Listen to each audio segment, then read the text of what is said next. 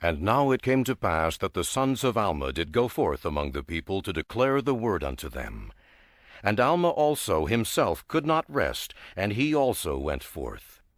Now we shall say no more concerning their preaching, except that they preached the word and the truth according to the spirit of prophecy and revelation, and they preached after the holy order of God by which they were called.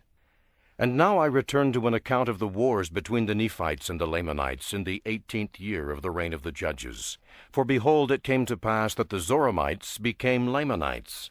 Therefore in the commencement of the 18th year the people of the Nephites saw that the Lamanites were coming upon them. Therefore they made preparations for war, yea, they gathered together their armies in the land of Jershon. And it came to pass that the Lamanites came with their thousands, and they came into the land of Antionum, which is the land of the Zoramites. And a man by the name of Zarahemnah was their leader. And now as the Amalekites were of a more wicked and murderous disposition than the Lamanites were, in and of themselves, therefore Zarahemnah appointed chief captains over the Lamanites, and they were all Amalekites and Zoramites. Now this he did that he might preserve their hatred towards the Nephites, that he might bring them into subjection to the accomplishment of his designs. For behold, his designs were to stir up the Lamanites to anger against the Nephites. This he did that he might usurp great power over them, and also that he might gain power over the Nephites by bringing them into bondage. And now the design of the Nephites was to support their lands, and their houses, and their wives, and their children, that they might preserve them from the hands of their enemies, and also that they might preserve their rights and their privileges, yea, and also their liberty, that they might worship God according to their desires.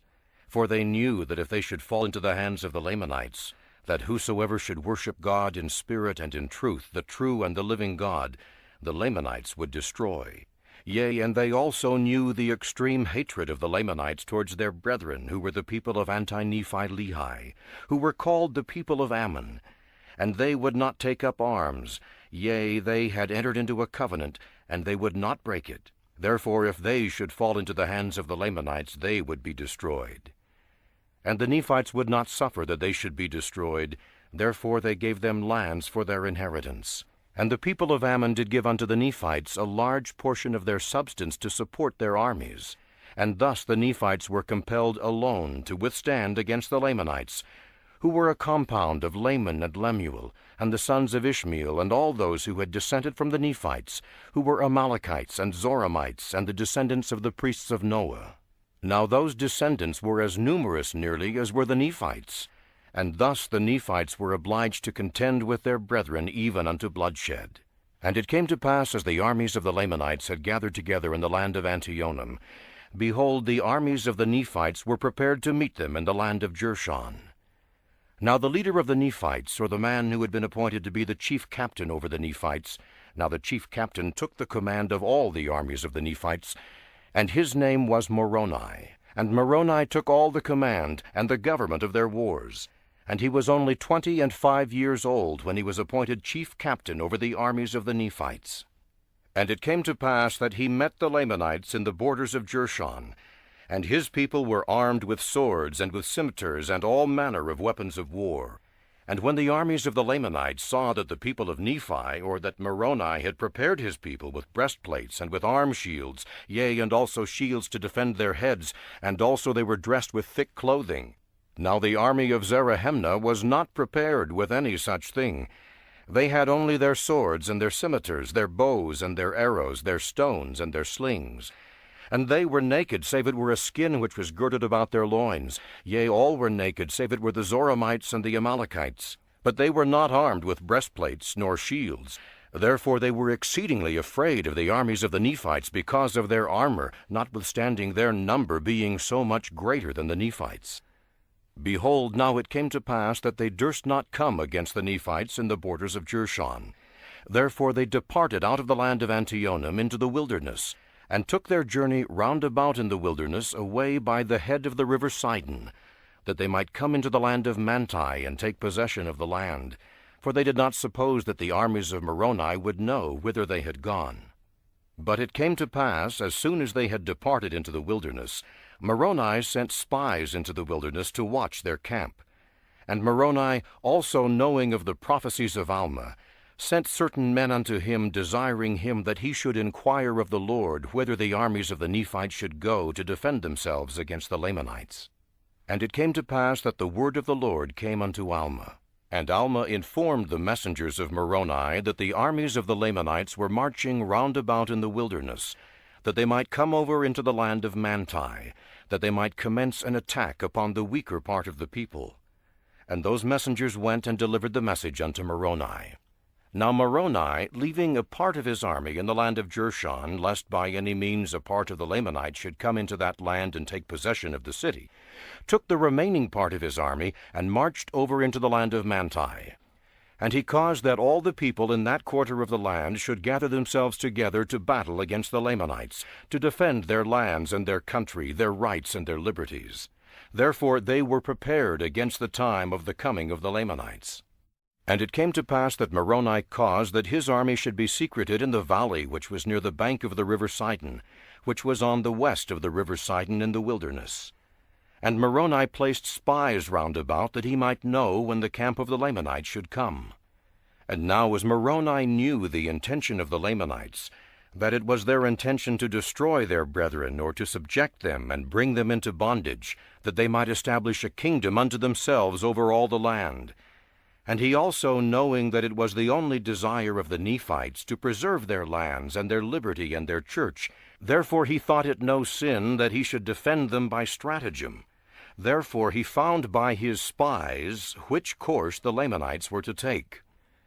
Therefore he divided his army, and brought a part over into the valley, and concealed them on the east and on the south of the hill Riplah. And the remainder he concealed in the west valley, on the west of the river Sidon, and so down into the borders of the land Manti. And thus, having placed his army according to his desire, he was prepared to meet them. And it came to pass that the Lamanites came up on the north of the hill, where a part of the army of Moroni was concealed. And as the Lamanites had passed the hill Riplah, and came into the valley, and began to cross the river Sidon, the army which was concealed on the south of the hill, which was led by a man whose name was Lehi, and he led his army forth, and encircled the Lamanites about on the east in their rear. And it came to pass that the Lamanites, when they saw the Nephites coming upon them in their rear, turned them about, and began to contend with the army of Lehi. And the work of death commenced on both sides. But it was more dreadful on the part of the Lamanites, for their nakedness was exposed to the heavy blows of the Nephites with their swords and their scimitars, which brought death almost at every stroke. While on the other hand there was now and then a man fell among the Nephites by their swords and the loss of blood, they being shielded from the more vital parts of the body, or the more vital parts of the body being shielded from the strokes of the Lamanites, by their breastplates and their arm shields and their headplates. And thus the Nephites did carry on the work of death among the Lamanites. And it came to pass that the Lamanites became frightened because of the great destruction among them, even until they began to flee towards the river Sidon. And they were pursued by Lehi and his men. And they were driven by Lehi into the waters of Sidon, and they crossed the waters of Sidon. And Lehi retained his armies upon the bank of the river Sidon, that they should not cross. And it came to pass that Moroni and his army met the Lamanites in the valley on the other side of the river Sidon, and began to fall upon them and to slay them.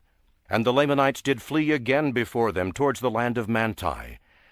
And they were met again by the armies of Moroni. Now in this case the Lamanites did fight exceedingly. Yea, never had the Lamanites been known to fight with such exceedingly great strength and courage, no, not even from the beginning. And they were inspired by the Zoramites and the Amalekites, who were their chief captains and leaders, and by Zarahemnah, who was their chief captain, or their chief leader and commander. Yea, they did fight like dragons, and many of the Nephites were slain by their hands. Yea, for they did smite in two many of their headplates, and they did pierce many of their breastplates, and they did smite off many of their arms. And thus the Lamanites did smite in their fierce anger. Nevertheless, the Nephites were inspired by a better cause, for they were not fighting for monarchy nor power, but they were fighting for their homes and their liberties, their wives and their children, and their all, yea, for their rights of worship and their church. And they were doing that which they felt was the duty which they owed to their God, for the Lord had said unto them, and also unto their fathers, that, Inasmuch as ye are not guilty of the first offense, neither the second, Ye shall not suffer yourselves to be slain by the hands of your enemies. And again the Lord has said that ye shall defend your families even unto bloodshed. Therefore for this cause were the Nephites contending with the Lamanites, to defend themselves and their families and their lands, their country, and their rights and their religion. And it came to pass that when the men of Moroni saw the fierceness and the anger of the Lamanites, they were about to shrink and flee from them. And Moroni, perceiving their intent, sent forth and inspired their hearts with these thoughts, yea, the thoughts of their lands, their liberty, yea, their freedom from bondage. And it came to pass that they turned upon the Lamanites, and they cried with one voice unto the Lord their God for their liberty and their freedom from bondage. And they began to stand against the Lamanites with power. And in that selfsame hour that they cried unto the Lord for their freedom, the Lamanites began to flee before them, and they fled even to the waters of Sidon. Now the Lamanites were more numerous, yea, by more than double the number of the Nephites. Nevertheless they were driven insomuch that they were gathered together in one body in the valley upon the bank by the river Sidon. Therefore the armies of Moroni encircled them about, yea, even on both sides of the river, for behold, on the east were the men of Lehi. Therefore when Zarahemnah saw the men of Lehi on the east of the river Sidon, and the armies of Moroni on the west of the river Sidon, that they were encircled about by the Nephites, they were struck with terror. Now Moroni, when he saw their terror, commanded his men that they should stop shedding their blood. And it came to pass that they did stop, and withdrew a pace from them. And Moroni said unto Zarahemnah, Behold, Zarahemnah, that we do not desire to be men of blood. Ye know that ye are in our hands, yet we do not desire to slay you. Behold, we have not come out to battle against you, that we might shed your blood for power, neither do we desire to bring anyone to the yoke of bondage. But this is the very cause for which ye have come against us, yea, and ye are angry with us because of our religion. But now ye behold that the Lord is with us, and ye behold that he has delivered you into our hands. And now I would that ye should understand that this is done unto us because of our religion and our faith in Christ. And now ye see that ye cannot destroy this our faith. Now ye see that this is the true faith of God. Yea, ye see that God will support and keep and preserve us so long as we are faithful unto him, and unto our faith and our religion. And never will the Lord suffer that we shall be destroyed, except we should fall into transgression and deny our faith.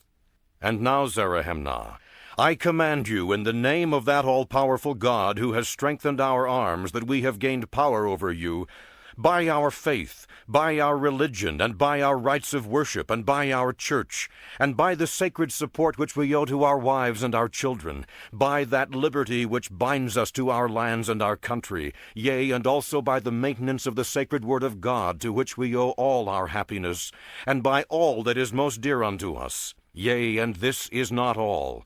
I command you by all the desires which ye have for life, that ye deliver up your weapons of war unto us, and we will seek not your blood, but we will spare your lives, if ye will go your way, and come not again to war against us. And now if ye do not this, behold, ye are in our hands, and I will command my men that they shall fall upon you, and inflict the wounds of death in your bodies, that ye may become extinct. And then we will see who shall have power over this people, yea, we will see who shall be brought into bondage. And now it came to pass that when Zarahemnah had heard these sayings, he came forth and delivered up his sword and his scimitar and his bow into the hands of Moroni, and said unto him, Behold, here are our weapons of war.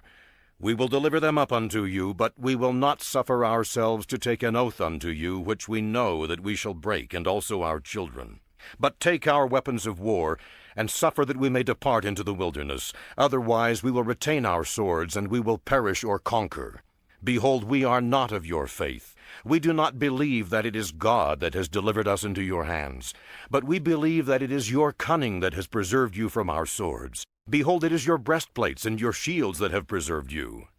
And now when Zarahemnah had made an end of speaking these words, Moroni returned the sword and the weapons of war which he had received unto Zarahemnah, saying, Behold, we will end the conflict.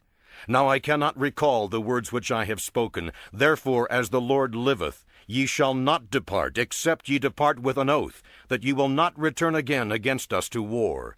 Now as ye are in our hands, we will spill your blood upon the ground, or ye shall submit to the conditions which I have proposed. And now when Moroni had said these words, Zerahemnah retained his sword, and he was angry with Moroni. And he rushed forward that he might slay Moroni. But as he raised his sword, behold, one of Moroni's soldiers smote it even to the earth, and it broke by the hilt. And he also smote Zerahemnah, that he took off his scalp, and it fell to the earth. And Zerahemnah withdrew from before them into the midst of his soldiers. And it came to pass that the soldier who stood by, who smote off the scalp of Zerahemnah, took up the scalp from off the ground by the hair, and laid it upon the point of his sword, and stretched it forth unto them, saying unto them with a loud voice, Even as this scalp has fallen to the earth, which is the scalp of your chief, so shall ye fall to the earth, except ye will deliver up your weapons of war, and depart with a covenant of peace. Now there were many, when they heard these words, and saw the scalp which was upon the sword, that were struck with fear. And many came forth, and threw down their weapons of war at the feet of Moroni, and entered into a covenant of peace.